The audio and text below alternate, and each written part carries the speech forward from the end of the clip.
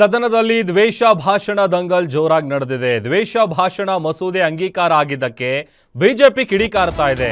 ಮಸೂದೆಯ ಪ್ರತಿಯನ್ನ ಹರಿದು ಬಿಜೆಪಿ ನಾಯಕರು ಆಕ್ರೋಶ ಹೊರಹಾಕಿದ್ದಾರೆ.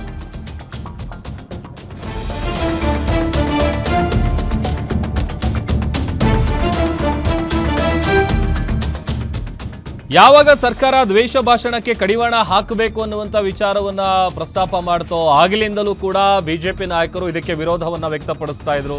ಮಸೂದೆಯ ಪ್ರತಿಯನ್ನ ಹರಿದು ಬಿಜೆಪಿ ನಾಯಕರು ಸದನದಲ್ಲಿ ಆಕ್ರೋಶ ವ್ಯಕ್ತಪಡಿಸಿದ್ದಾರೆ. ಈ ಮಸೂದೆ ಪ್ರಜಾಪ್ರಭುತ್ವ ವಿರೋಧಿ ನಿಲುವು, ಸದನದಲ್ಲಿ ಚರ್ಚೆ ಇಲ್ಲದೆ ಅಂಗೀಕಾರ ಮಾಡುವ ಕೆಲಸ ಆಗಿದೆ, ಸ್ಪೀಕರ್ ನಡವಳಿಕೆ ಸರಿಯಲ್ಲ ಅಂತ ಆರ್ ಅಶೋಕ್ ವಿಪಕ್ಷ ನಾಯಕರು ಕಿಡಿಕಾರಿದ್ದಾರೆ.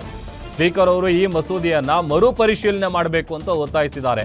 ಒಂದು ವೇಳೆ ಕಾಯ್ದೆ ಏನಾದರೂ ಜಾರಿಯಾದರೆ ಪೊಲೀಸ್ನವರು ಹಿಟ್ಲರ್ ರೀತಿ ವರ್ತಿಸ್ತಾರೆ. ಕಾಂಗ್ರೆಸ್ ನಾಯಕರ ವಿರುದ್ಧ ವಿಪಕ್ಷ ನಾಯಕ ಆರ್ ಅಶೋಕ್ ಆಕ್ರೋಶ ಹೊರ ಹಾಕಿದ್ದಾರೆ ಸದನದಲ್ಲಿ.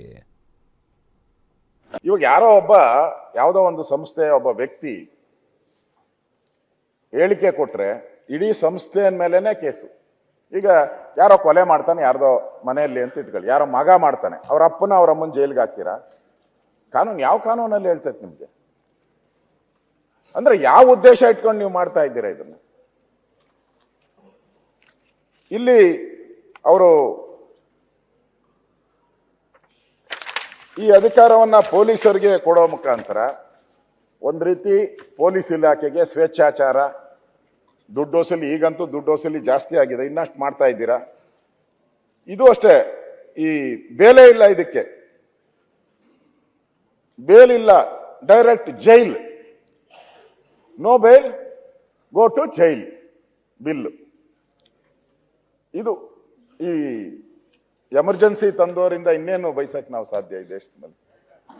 ಎಮರ್ಜೆನ್ಸಿ ತಂದೋರಿಂದ ನಾವೇನು ಸಾಧ್ಯ? ಅಧ್ಯಕ್ಷರೇ, ಇವಾಗ ಯಾವುದೋ ಒಂದು ಸಂಸ್ಥೆಯ ಒಬ್ಬ ವ್ಯಕ್ತಿ ಹೇಳಿಕೆ ಕೊಟ್ರೆ ಇಡೀ ಸಂಸ್ಥೆಯ ಮೇಲೇನೆ ಕೇಸು. ಈಗ